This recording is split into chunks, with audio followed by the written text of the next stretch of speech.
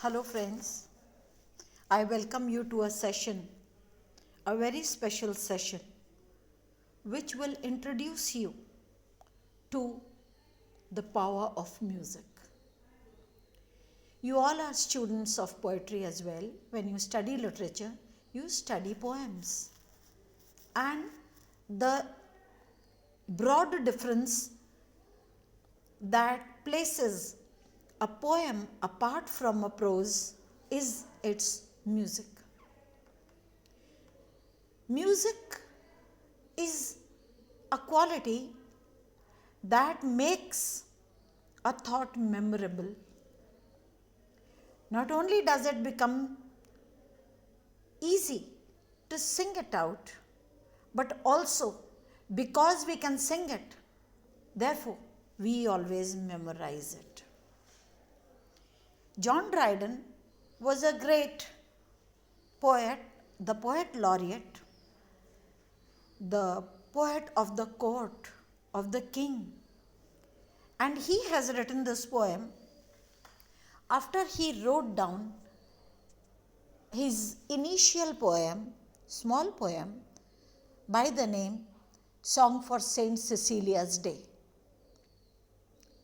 Let me tell you what was Song for Saint Cecilia's Day about. It was about a saint, Cecilia. She was primarily a lover of music.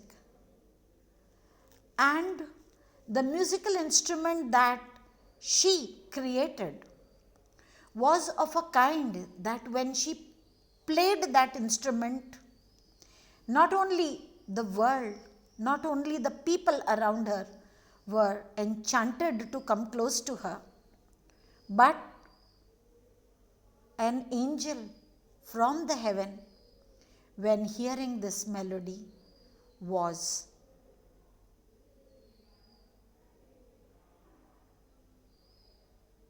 enchanted again to come down to the earth and listen in rapture the beautiful music that Saint Cecilia was creating.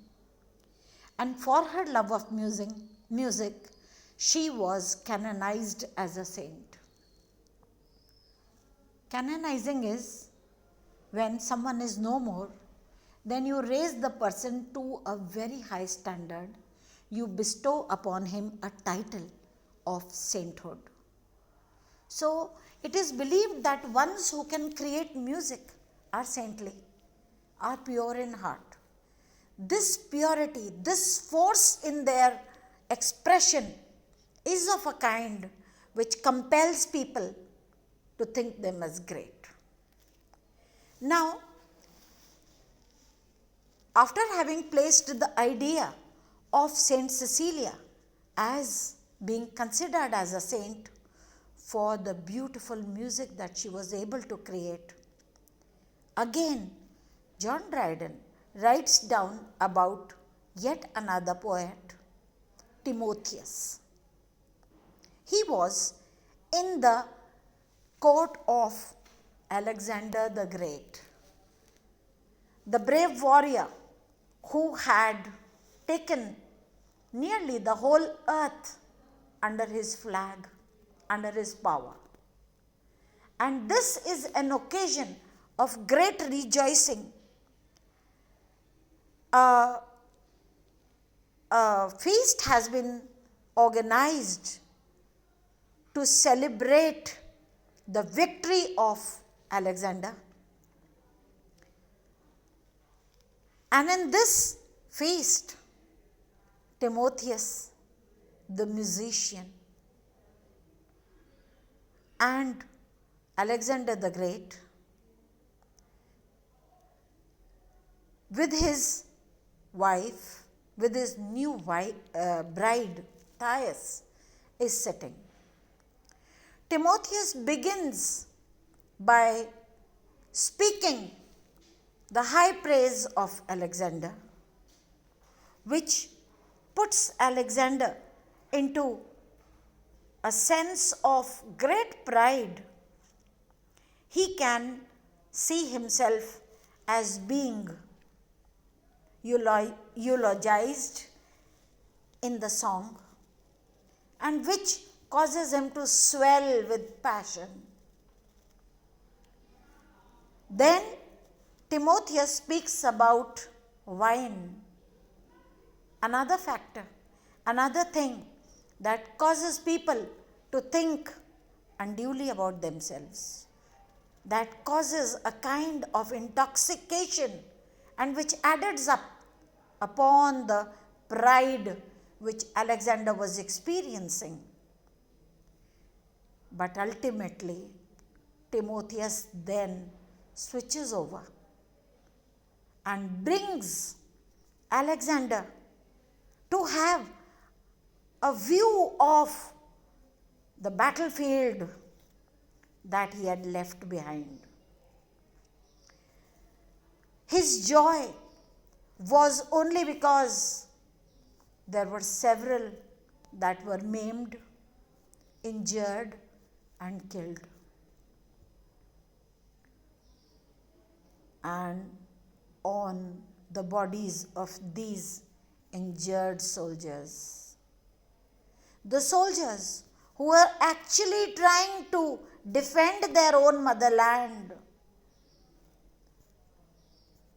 on these Alexander rode out in pride.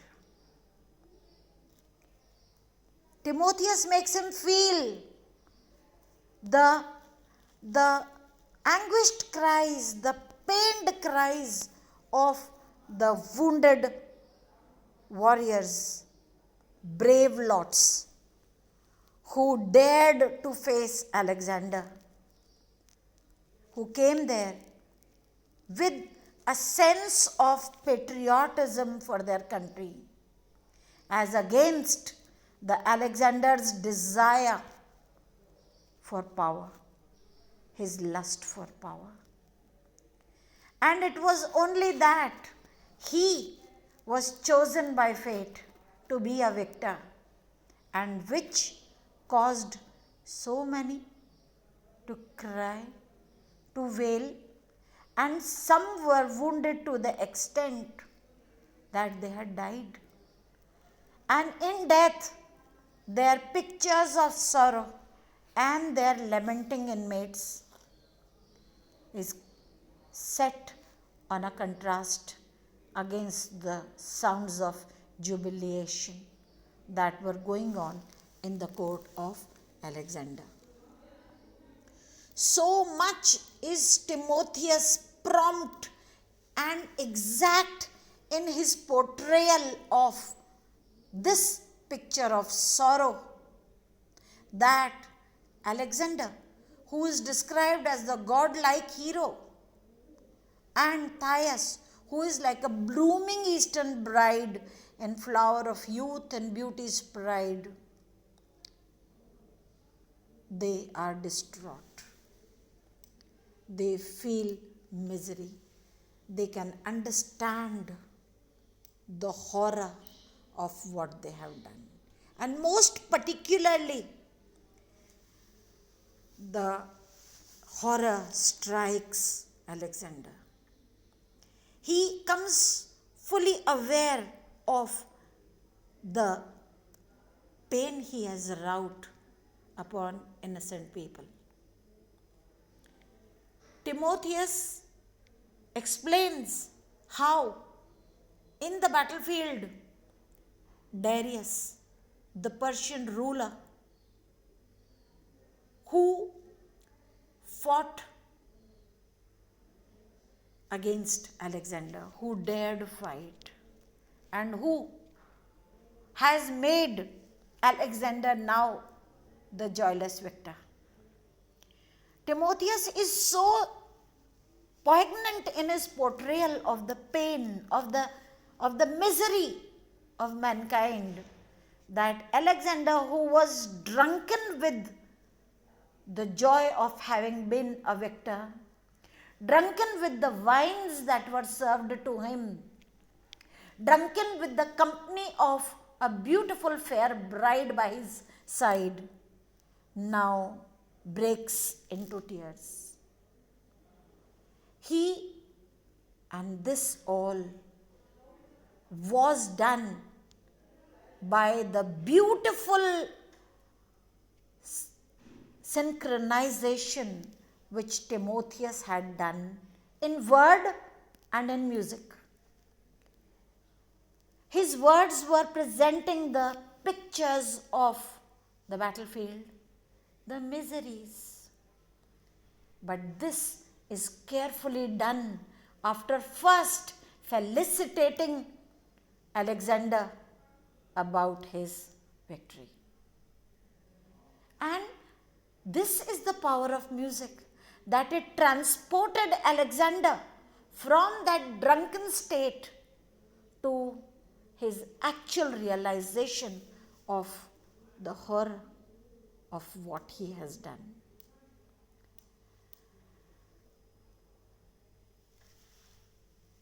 Also, interestingly, he realizes that though, however much undefeated he stood on the field, he was taken captive by a mere woman.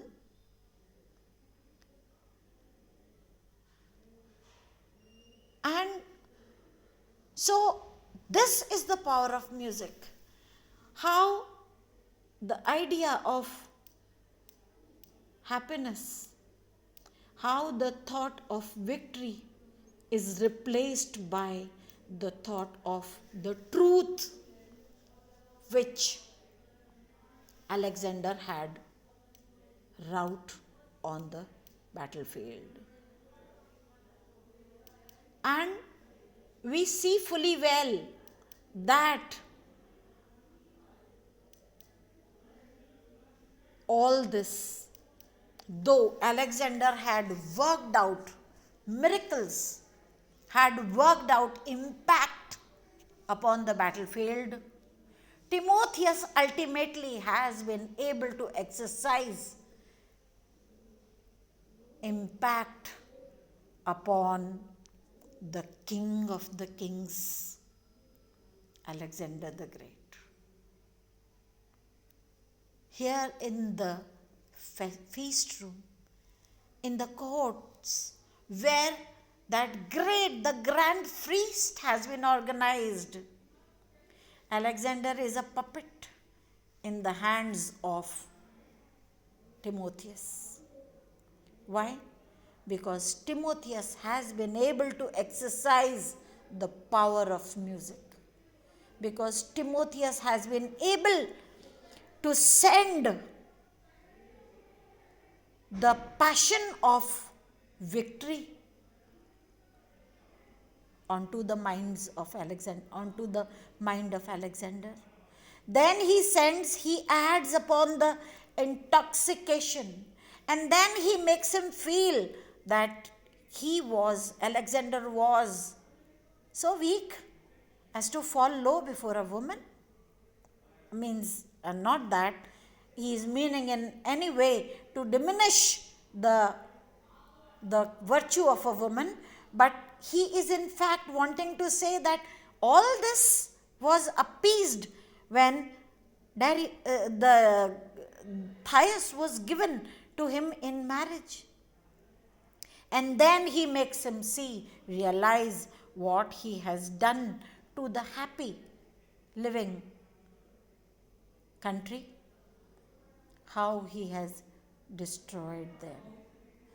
And the ones who had no idea that Alexander is going to spell out death and destruction onto them. And Alexander stays so much in control of Timotheus that he realizes the criminality of his intention. He realizes fully well what he has done to the world. This is the power of music. And therefore, the poem that is entitled Alexander's Feast has the subtitle of the power of music. We shall read the poem later, and this is all for today. Think over it. How much can words and music created by musical instruments transport a person? Thank you so much.